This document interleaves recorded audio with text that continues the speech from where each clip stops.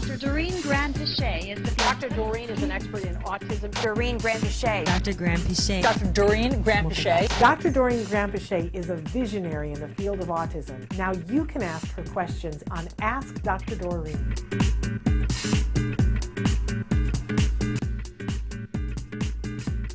Okay, our dad who we talked to last week in Ireland about his son who wanted to ride on his shoulders, wrote in with a follow-up. He said, my son takes my hand and demands to go out. It's adorable, but very challenging, like an extreme sport. My question is that my son is 4, but very strong, and he doesn't ever want to wait at traffic lights. He is strong-willed, and I have to lift him up so that he won't be crushed, in which case he is susceptible to scratching and biting my face, the face off me as I shoulder ride him home. I endure this and don't react. I am grateful to get him home. And I pray to God during this process that I manage to get him home. There has to be a way to train my child to wait at a traffic light and to stop telling me where we must go. But Dad is beginning to doubt that this is ever possible, and he's fearful about what could happen. So I'm sending a hug to this dad, and I think we can all relate to, at some moment in our lives, our kids were running the show, right? and whether it was this way or not, but when the kid is running the show and it's dangerous, I think it's extra hard on the parent. But what now, because now we know this traffic issue, what would you like to say, Dr. Grand-Pichet? Yeah, so, I hesitate, honestly, Shannon, to give a treatment plan, because what happens is either our kids are running the show or we enter this big phase of battle. And both are very stressful. Either you give in and you're doing everything your child wants, or you fight it and you start to actually be abused and so on. And so that's why I am cautious about telling you what to do, rather than first asking you, is there a board certified behavior analyst in your area who can take over and guide? Because it's not one thing or another. Like, for instance, I could tell you that you should hold him. You should actually practice not running at a red light, or and you should do all of this right now when he's 4 and is not 14, because when he's 14, you're not going to be able to control it anymore. And at 4, no matter how aggressive he gets, you can still hold him back. And this is the time to train him that he cannot run the show. But as I start to guide this dad, I worry, because, as you know, Shannon, when you start to intervene with one behavior, other behaviors will increase. That behavior will first increase. It's called an extinction burst.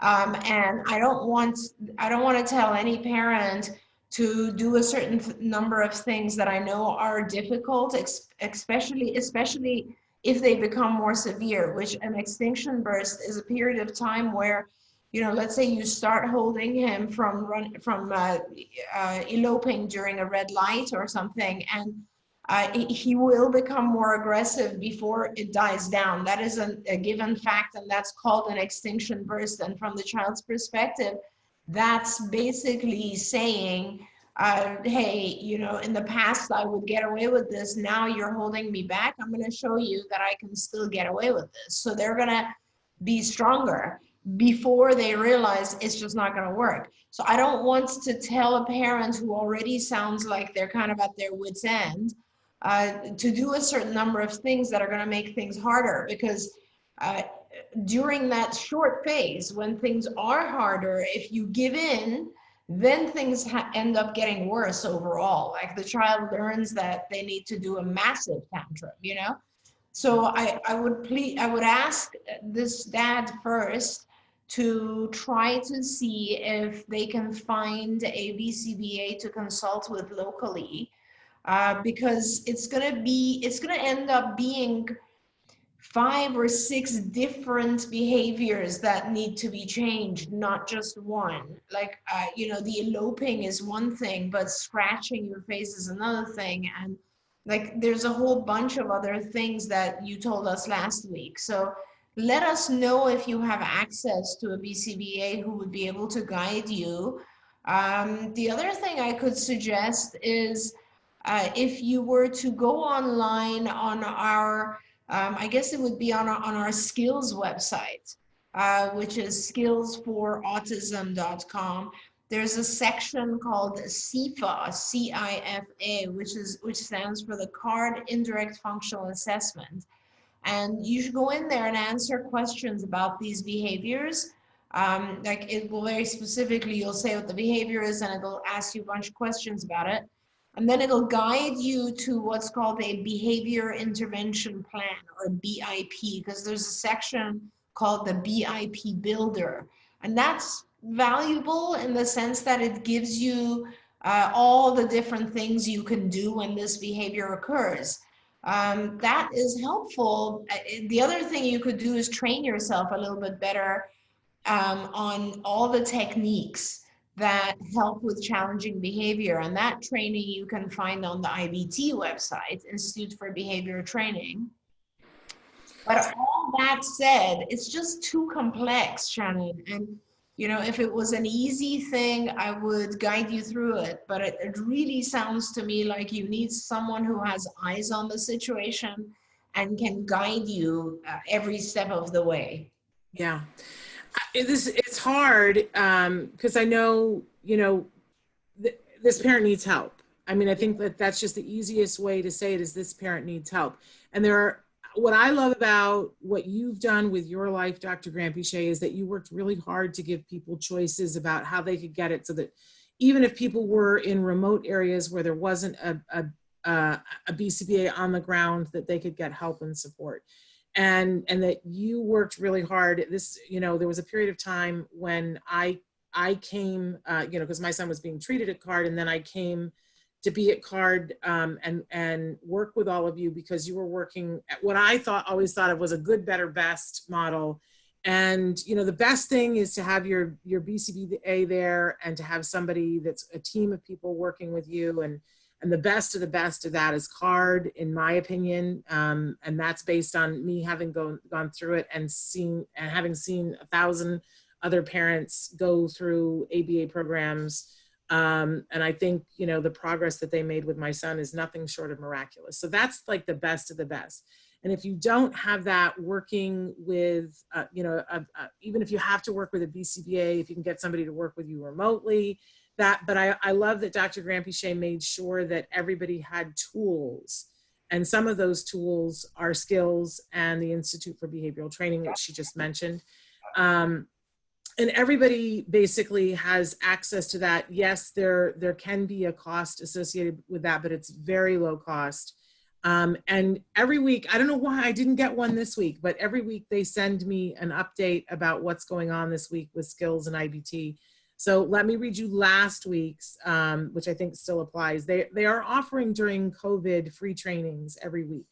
This week, they are offering parent school readiness skills from the IBT library. IBT stands for iBehavioral Training, ibehavioraltraining.com. It's the Institute for Behavioral Training, but it's ibehavioraltraining.com. They're offering those trainings free to parents. For the educator community, they're offering educator useful strategies. That's free at no charge, despite what it says on the thing, there's no charge. They're also offering to motivated parents, if you want to take the registered behavior technician training, you can take the training part of it, the online part of it, case by case. They will be offering scholarships to make that free for folks. And if you call them for any of these things and say that you were sent there by me, you can say Autism-Live or the Shannon Friends and Family Program, whatever you choose. They will give you a 10% discount on all skills products right now. So the number to call for all of those things is 877-975-4559. Again, that's 877-975-4559. 4559. But you can also go on their website. You can go to skillsforautism.com or ibehavioraltraining.com. And you can message them, especially if you are out of country and you know, I don't know if they have WhatsApp. So that's my thing for everything now is WhatsApp. But message them, send them an email, and they will get back to you. And if for some reason that isn't working out for you, please email me directly and I will connect you with them. s.penrod@autism-live.com. s.penrod@autism-live.com.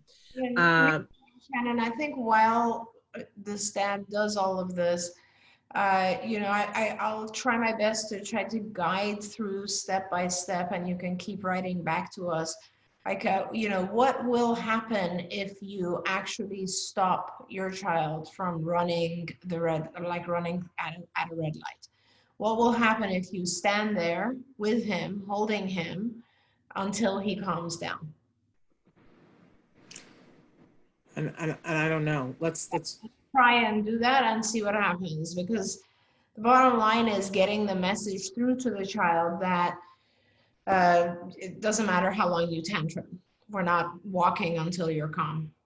But, and I also want to say, because I've been able to read all the messages from him, which I haven't read all to you, but I can forward them to you, Dr. Grandpichet, that one of the things it seems like to me is there is a ritual that they engage in right now where the son is like, his big reinforcer for the day is going for this walk and getting to lead that around.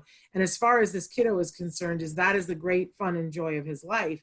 I don't think he has any awareness of the fact that it's like, and I can appreciate as a parent, like, it's torture for this dad. It is absolutely like the least favorite thing. It's scary, it's frightening, it's painful. He gets hurt or hit or bit or whatever. So it's the most reinforcing for the kiddo, the least, you know, it's the most punishing for the dad. And, you know, but part of me, and please help me, you know, with this, part of me is that, you know, it starts with the request to go for, it actually starts way before that, but it's this pattern.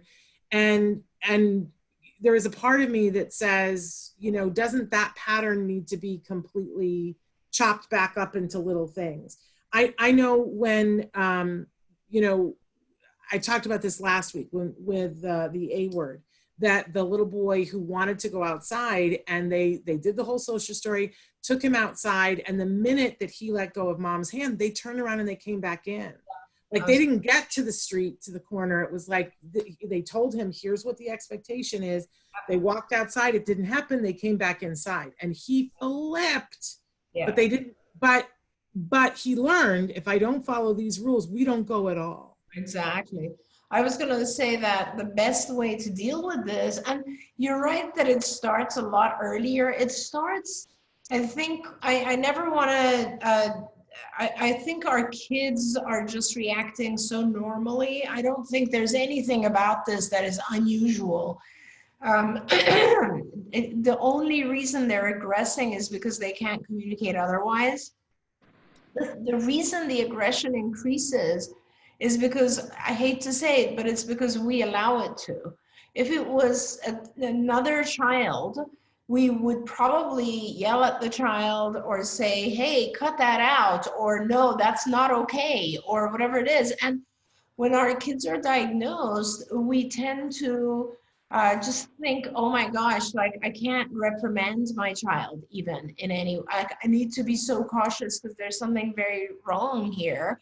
And I don't know how to, and then we put on gloves, you know, around the child, and we're walking on eggshells, and the child learns that the smallest thing they do, everyone will back off. So we, in some ways, encourage that behavior. So what I really would say is, if this is a ritual or routine that happens, let's, you know, at the minute you leave the house, and you leave the house the way that you want to, and the minute something happens that is a behavior, challenging behavior, and I, you know, from the many emails, it sounds like there's a few of them, you should be focusing on one at a time, really, because it'll get confusing. But whatever the behavior is, when it occurs, just walk back home, like immediately go back home. And your child will very quickly, you'll be shocked how smart our kids are in terms of figuring out that, oh, every time I do this, we end up going back home. That's not what I want. So I better not do this. And so you just need to do that. And then gradually you can shape it so that none of the challenging behaviors are occurring when you go for a walk. And you can make the walks longer because now it will be more pleasant for you. My heart hurts for this dad because I listen, I remember a time when my child was 2.5 and 3. We started card intervention at 3, but I remember how he would run for the traffic, how we couldn't even go for a walk outside because he wouldn't hold my hand. If I held his hand, he would lay down. I called it the Gandhi maneuver. He would do civil disobedience. And if I let go of him for a second, he was running for the street. And I would cry and think, we're not having the experience we're supposed to have. I'm not enjoying my kid the way I'm supposed to. What about like I had pictured us taking these idyllic walks through the forest where we'd pick up a leaf or an acorn and we would study it. It would be all this one. We weren't connecting with nature or with each other. And we became closed into our house because we couldn't go anywhere and I didn't know what to do. And I believed with every fiber of my being that was going to be every moment of the rest of my life. Yeah. And then we started card intervention, and within 2 weeks of starting card intervention, we crazily took our son to a Dodger game. Like, what were we thinking? But I remember going to the Dodger game and holding on his hand for dear life and thinking he's going to run and I'm going to lose him in the crowd. And he was that much better in 2 weeks because he understood what the rules were. Yep. And so it was like that quick. But I still couldn't like be with him in public and let go of his hand. Like we still couldn't do that. And I remember our community would do these big concerts in the park every summer, and we would go, and my husband and I would, be hanging on to him. Kids would be running everywhere. And I would think, who are these parents that can just let their kids run and know that their kids are going to come back? And I saw teenagers and I cried and said to my husband, is there ever going to be a time where we walk into a place and we can say a park or a building or whatever and say, all right, we'll catch up with you later, and walk the other direction from our kid and know that we're going to see him again and he'll be alive? Is that ever going to happen for us? And I believed in even that moment, and we had already started intervention, but I was like, I don't know. I totally can do that now. And I know that isn't everybody's story always, but I just want to fill you with some hope that is at least a possibility that this is not the rest of your life if you get the right help right now. Yeah. That's all. And on that note, Shannon, I think as with anything else, sometimes the tasks that we have are long, and you can't look to the future. I appreciate that you said this, because I think for so many parents, it's the fear of having to deal with this for the rest of your life that's so discouraging, right? And it isn't the case. Like, if you do nothing at all, things change pretty drastically after your child passes their teen years. So I would really not fear a lifelong thing happening here. The way to look at it is just today. And yes, you're right. You're not in the woods, discussing acorns and all that, but you are making a huge difference. You're just teaching your child in a different language. Look at it that way, because the language that you were using before just didn't work, and you're looking at a new language now, and it is the time to do that. And for this dad, it's so early. You have a 4-year-old. This is wonderful that we're talking about this when he's 4, because I would have so much less to offer you if he was 14. And at 4, you have a whole life ahead of you. And the other and he's going to change. I promise you. And the thing I want to tell you the most is the kids who are very manipulative are also very smart. And that's a good thing, because if he is really manipulating you right now with his behaviors, that means he's smart. That means he can learn normal societal rules. He can learn those rules. So, don't give up hope, please. This is just, it's a journey, and it's actually a fun journey once you get the language down. So it's all about learning the language. And honestly, that's why I suggested you look at IBT, because there you learn the language of ABA. And it's still hard to do, because none of us want our kids screaming and crying for a while, but it is a lot easier once you know the techniques. Yeah. Yeah, I also find it ironic that a lot of times parents, we get worried about, and a lot of times parents will write in and ask us questions about, well, my child wants this and they want it all the time and they want it so badly and it's making me crazy. And I remember when I felt that way. Yeah. But the longer you stay in ABA, then you know, okay, part of that is currency. That's what my child wants. So he's desperate to take the walk. And right now that's the bane of your existence. But at some point, that's going to be the high point, because he's going to be willing to do all kinds of things to be able to go for the walk. And once you establish here are the rules on the walk, and the walk only happens with those rules, then he'll adhere to that. But then you're going to be able to say, all right, now we're going to sit down and do math. And once you do math, we're going to be able to go for a walk. It's going to be the plus in your life. And it will get to the point, Dad, where it's pleasant for you too. And it has to. That is such a good point, Shannon. I always tell our parents that I much prefer to work with kids who desperately want something, whatever it is. Like, I don't care what it is, but wanting something is wonderful, because it tells you that is a major reinforcer for that child. If you have a child who doesn't want anything, trust me, it's very, very difficult to motivate them. So this walk is a motivating factor, will allow your child to change their behavior in multiple ways in order to get this reinforcer. Absolutely. Process. It will be good.